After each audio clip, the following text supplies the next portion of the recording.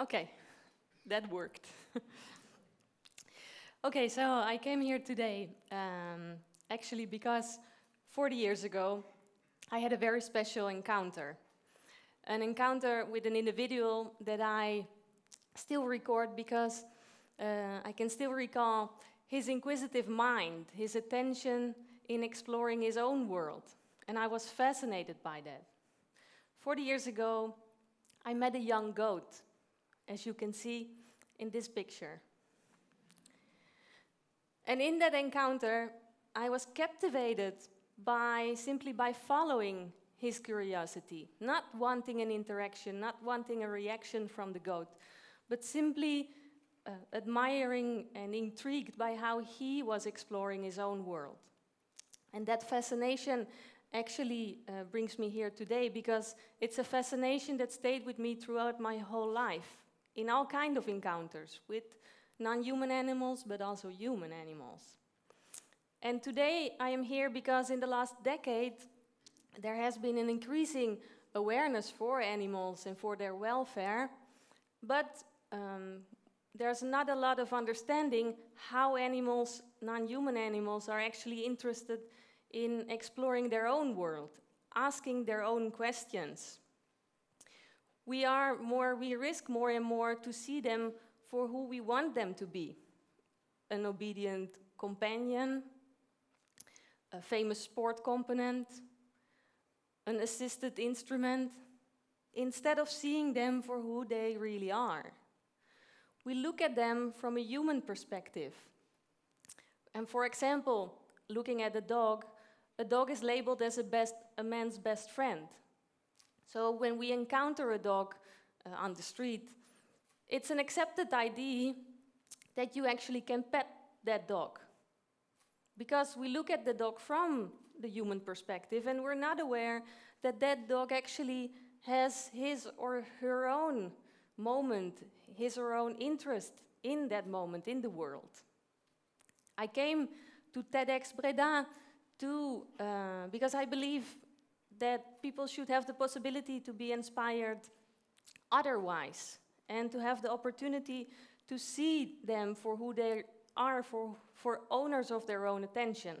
Also because that is part of us, part of who we are, the ability to recognize that. So I want to take you along in understanding the animal perspective. And this is not something easy because I will take you along in this talk to understand the difficulties we face in our culture in not seeing them for who they are. And one is actually the fact that in our own life, we actually learn a lot. We learn things at school. We live in a performative society. So we learn a lot of things. We learn also how to be polite, how to get good results. But we also unlearn to be ourselves. We forget how to explore. Even you sitting here, you're sitting in a chair. And a chair is typically not something that you explore, that you try to get information from. It's a functional thing, you sit in it. And the thing is that understanding where you are is actually part of who you are. And forgetting that, we do that for ourselves, but we also take other animals along with us, having them forget to be themselves. So if you look at this picture, a picture of a dog, it explains a little bit of that different perspective. Because usually, if you think of a picture of a dog, you probably think about a dog looking kind of into the camera, or a dog in action. So what is different here? What is different is that you're kind of invited to look along with the dog. And the dog, her name is Shiva. You're invited to look along to actually try to understand what else is there, what you do not see in the picture. So you're invited to look along from her perspective. We are more used to these kind of photos. And in this photo, it's more immediate because you can recognize a peacock. But what you recognize is an example of a species. And being part of a non-human animal species is already risk a risk of objectification, because it's not so easy for us to understand in this photo and to see this for an individual with an own experience also in the moment the photo has been taken. It's easier just to look at them and not to understand that they have their own experience and that they have their own curiosity. Like here, where you can see a horse named Pioggia looking into a valley and looking in the valley to have an idea of her own understanding of the surroundings where she lives, to form her own idea of that context. And if you would imagine that Pioggia, for some reason, with her whole family, would be standing here right beside me right now, you would probably kind of fall into recognizing a species again. You would be saying like, wow, a horse. Because we're not used to understanding, we're used to look at animals, non-human animals. We're not used to understand that they have their own curiosity. Look from their perspective and wonder what they are seeing. Because even if we cannot know what they are thinking, you can pay attention for their attention. And that is actually part of us, part of them, part of us, part of all animals, to be able to pay attention for someone else's attention. Because chance is that also on your way here to this venue, you've met another animal, maybe someone living with you, but maybe also a sparrow or a pigeon, maybe even a fox. And chances that they had more intention for you than you did for them. And their attention is not because they need it, not because they need to calculate a risk, but because they are able to take into account that moment, that encounter. And in that moment, we are part of the same dimension. So it is really difficult also if you understand, if you imagine a square with pigeons, and you walk right in them, ignoring them, they fly off. And again, not because they are afraid, but because it's not possible for them to take into account the way we move and to create a fluent dynamic. It's that attention, actually, that you can still recognize also in a toddler. This is Iris. And Iris is here with an inquisitive mind, busy with trying to get information from where she is, get information from her world. And it is something, again, that is part of us. We are born with that kind of attention, but we forget it. We become part of a functional life. We look for things to happen. So if you go with a child in a park, to a park, for example, you see birds or maybe ducks in the pond, the child is still able to observe and to recognize little things, all the individual ducks, seeing how they move, where their attention is going. Why, as an adult, we need something to happen. So what we do, we start to feed the duck. But with feeding the duck, we actually feed conflict, because all the dogs start reacting on the food. And again, that is something we do not recognize, because we we are used to an old paradigm saying non-human animals fight to survive anyway. But they are not physical bodies busy with surviving. They are individuals busy with their own life, paying attention to their own life, and also able to take into account dynamics and actually to avoid conflict.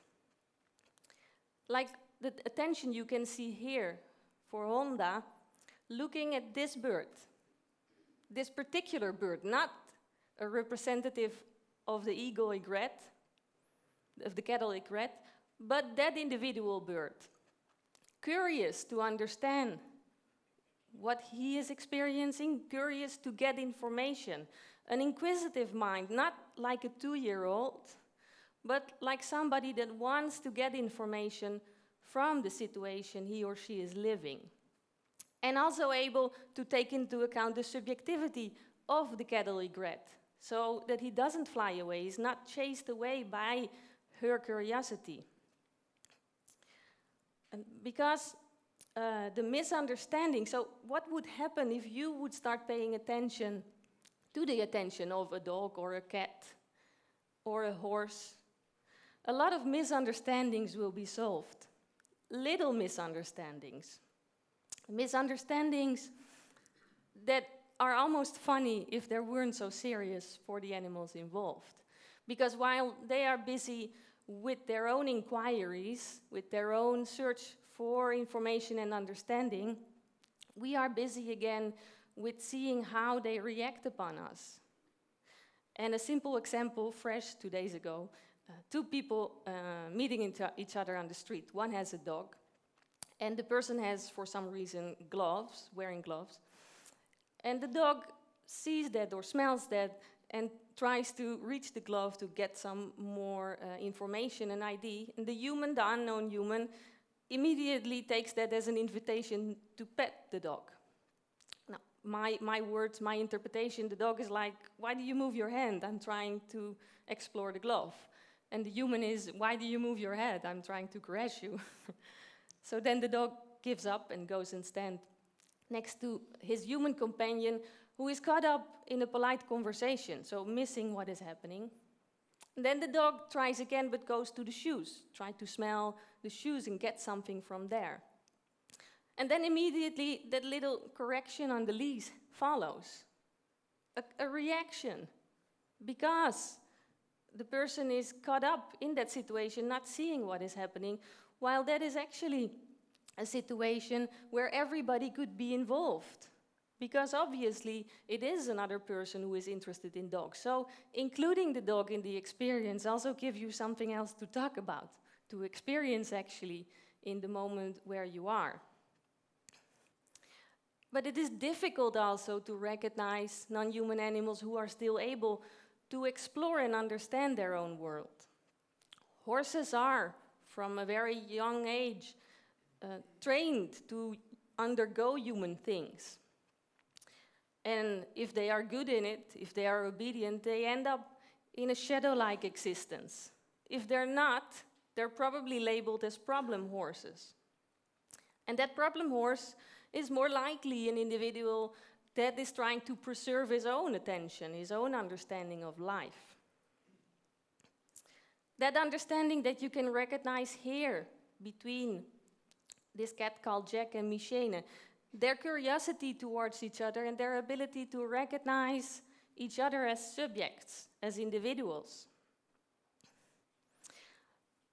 And in your own life, little things, if you are living with a cat, for example, opening a kitchen cabinet and your cat comes along, creating a possibility for the cat to look what you are doing, not looking for food. That is a simplistic idea that we have as a projection. The cat actually lives those human things. So integrating them allows a little experience, avoids a misunderstanding, whereas that cat might be actually labeled as a cat who out of the blue might scratch, which is possible for all the accumulated misunderstandings. So simple things, involving in simple things that we're not really used to, is already an experience for us and for them. So you can actually enjoy also the possibility to preserve a life in which they can flourish, not a functional life, not something they have to do, but simply the possibility to be owners of their own life. And this is a family of horses. And of course, throughout the world, the good intentions are enormous. That is why the contrast is also so strange. Because if you save a donkey from physical labor, but then train the donkey for animal-assisted interventions, you are actually not saving an individual, not saving a subject. You're saving a physical body. This is a change in our attention that in the next years we are going to make, because it also brings back our own awareness of how you can look differently. And the understanding how things from a scientific point of view actually can be integrated in the daily life. Because if we learn that smelling is important for a dog or a horse, then that is actually what we need to preserve, their initiative to smell, not trying to understand what we can do with that ability. A possibility that we're more focused on from a scientific point of view, because everything is about what else can they do.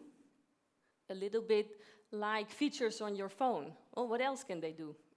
Even scientific research about empathy is still about what else can they do.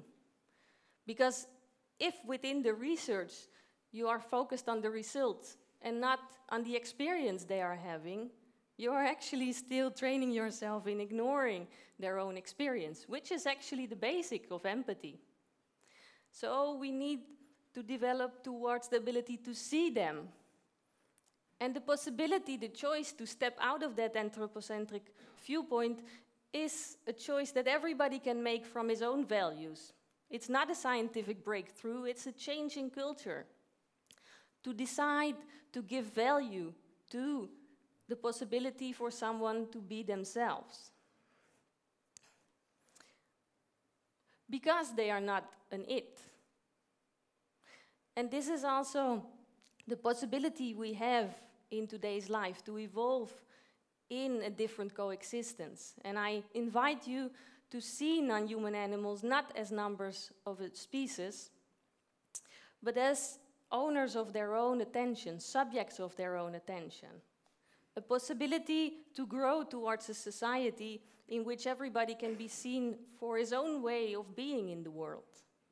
Which is, of course, a big evolution, because we have a heritage of normalized abuse of non-human animals, but there are so many little moments hidden waiting to be shared.